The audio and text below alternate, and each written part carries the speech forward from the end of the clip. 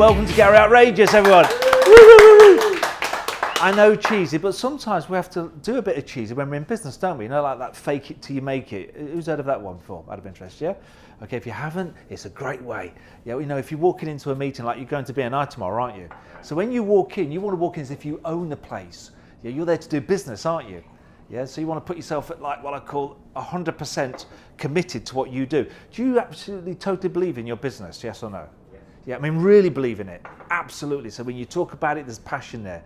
I know you're a solicitor, is that right? Are you absolutely committed to your business? Yeah. And Bob, I know that you do some tax, I was about to say evasion there, but you do some good work, don't you, on tax and things like that. Sheila, do you believe in your business? The key thing about commitment is interesting, is it's all faked, it's all in our mind. So what I talk about often is what I call altered states of the mind, because as a hypnotherapist years ago, that's my job. I used to have to put people in this altered state to help them change their lives as fast as possible. And then I found by accident that when you actually work with business people, one of their key issues normally is the fear of asking for the money, the fear of asking for the business, or the fear of picking the phone up. There'll be some sort of fear getting in their way of success. All right, so if I can share just with a few ideas tonight, would that be all right? Yes, okay, the no's okay. Yes, you probably heard it all before, but it doesn't matter. Yeah? Yes, let's just try this one little exercise out. Can you stand up for a minute, guys?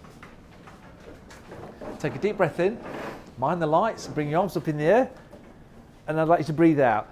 That's it, go for it. Yeah, you can bring your hands down now. Deep breath in again, arms up in there. But this time, as you breathe out, moan. Oh, one last time. Deep breath in, arms in the air. Orgasmic moan, go! Oh, have a seat, thank you very much. Yeah, you're a bit of a nice, tough audience tonight, yeah? Rather intimate in many respects. However, why did you stand up? Because you told me to. Just as you're told. You don't. You don't, I know that. Conformity, most important thing in business. The ability to get people to do things. That's what you want, don't you? You want them to pick the pen up and sign the order. Does that make sense in the room? Yeah? So what I did there, I used what's called analog marking. Now, no need to stand up. I'll show you what I did. I said, could you please all stand up? And as I said it, I moved my hands at the same time. So your mind's seeing movement, and because you feel a little bit obliged, because there's a speaker here asking for your help, one or two probably started to move just before the others. And because of that, we've got a bit of mass hysteria. That's how it works. Okay, if there's 5,000 people there and you got them to do that, all sorts of things can happen in the room, yeah? Okay, try this one out. Bring your hands together like that, and you should have one thumb over the other, all right? Yeah? I'm not going to do the hand claps technique, but some of you will have your right thumb over your left or your left thumb over your right. Who's got their left thumb over their right? Can I have a show of hands? Right, these are the intelligent ones, okay? Who's got your right thumb? Who's got your right thumb over your left? I can't get it. Right, these are the sexy ones, all right? Oh. Yeah, of course. Right, and if you got it like that, you know you're sexy, all right? Now, this exercise I used to show people years ago when I wanted to help them, say, break a habit. So, for example, like becoming a non-smoker. That was a classic one. So I'd show them very quickly this exercise. By habit, we will have one thumb over the other naturally. But what happens when you change? Go. Change all your fingers and your thumb. Don't just change your thumbs. Your finger position and your thumb. How's that now feel? How's it feel? Awkward. That's what we want. Right, now bring it back to the other position. What's that feel like? No, not like that, but fingers together. Yeah, same. It's okay, isn't it? Right, now we're going to do a quick exercise. I've only got 10 minutes, probably I'm down to 7 minutes already. Right, you keep your palms together and you move from one to the other position like that. You are spinning your fingers. That's it. And again. That's it. Oh, it's going to feel a bit different. Thumbs moving as well. See, that's better because some people get the thumbs in the same place. Keep going as fast as you can. Come on, you'll be all right, Bob. Keep going, keep going, keep going, keep going. Nearly there, nearly there. Trust me on this one. Trust me on this one. Right, now stop. Are you in the same position that when you first started or a different position? Different. How does it feel right now compared to the first time you did it? Slightly different. Yeah, a little bit different, yeah? It will get easier and easier and easier because you're creating new neural pathways in your brain every time we do something like that. Okay, just fold your arms for a minute. Right, now do it the way around. Go.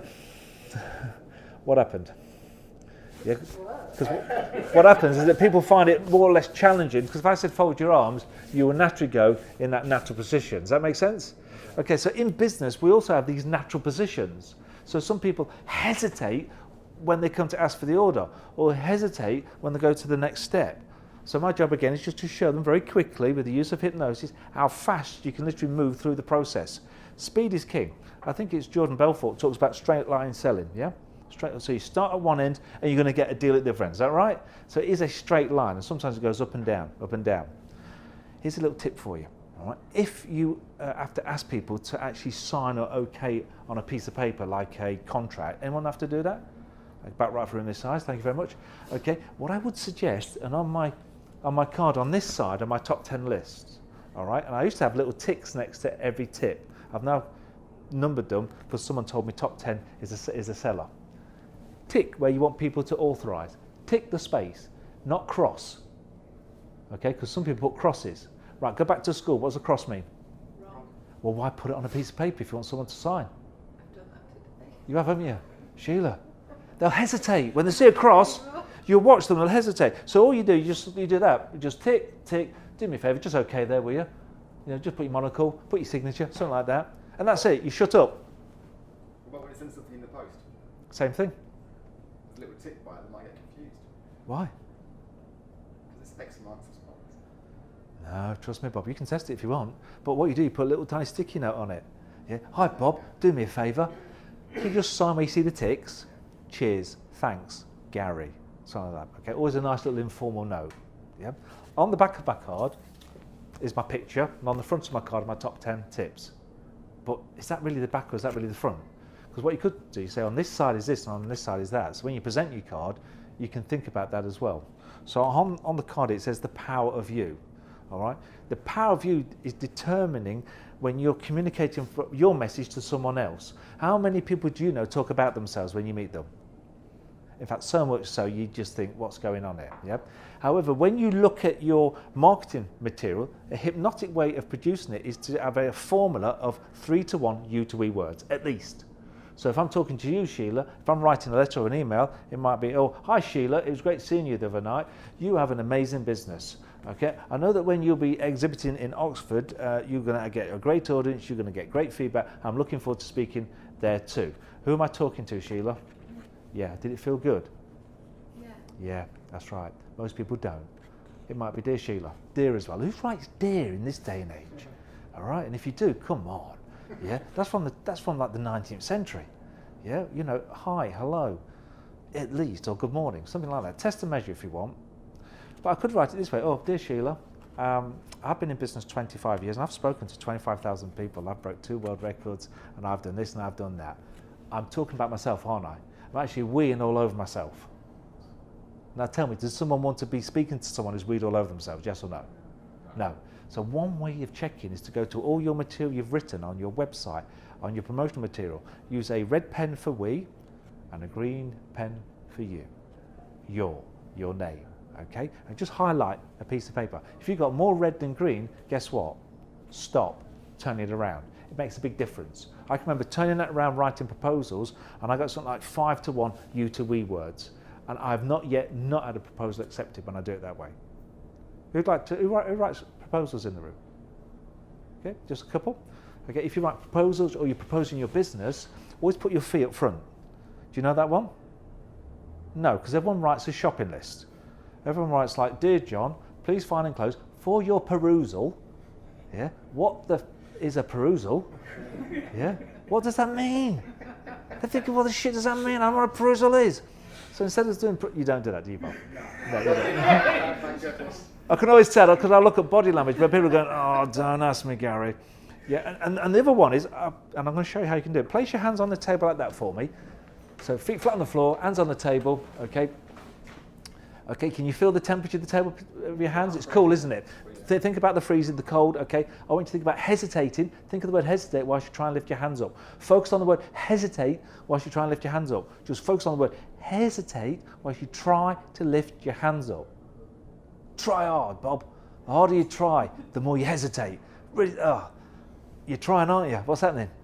Hesitate. Yeah, that's right. Okay, now for a lot of you, you're right in the corner there. It's still there. Still there. You're still stuck, Gary. That's it. All right. It's lovely. Yeah. Okay. When we hesitate, we wait. Now, at the bottom of most people's letters and proposals and emails, etc., it says, if you need any further information, please do not hesitate to contact me. Now, no one's guilty of that in the room, are they? Yes. Yes. Right. When they hesitate, so they look at your email, their hands in front of the keyboard, ready to respond to you, and what are they doing? They've gone into trance. They're hesitating. Here's another one for you. Have you got a business card? Everyone got a business card? You have, haven't you? Yeah? Okay. Just pick a business card out if you can, out of your pocket. How are we doing for time, gents? Are we all right? 2 minutes, all right. Right, just hold your business card out like that. Right, definitely straight arm out. Yeah? Yeah, this really helps me. All right? So it's just a little tip, right? Pull your hand in like that. It's a bit like a swan's beak. Lift it up as high as you can. Look at your card. All right, I want you to look at your card. And in a moment, just look at your card. Make sure you're gripping it. I want you to try and drop it in a minute. I want you to be focused on the card while you try and drop it. I want you to think of the word try while you try and drop it. Right, what's happening? Keep it there. How come you're not dropping it? What's going on? There you are. Thank you. Being polite. Sorry? Oh, no. It's being polite. That's your excuse. Anyone else's excuse? I didn't want to drop it in my beer. Another excuse? I dropped it in my beer.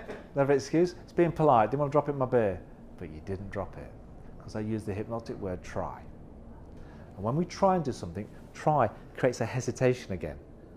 Because people often say, look, I tried to this, I tried to that. You know, if you ask someone for a party, or to come to a party and say, I'll try and get there, they won't get there, will they? More often than not. So I normally say to people, I will be there or I will not be there. I'll never say try. Okay, enjoyed it? Yeah. Food for thought? Okay, my name's Gary Outrageous. You're more welcome to have my card. I know we'll be networking. Thank you very much. Thank you.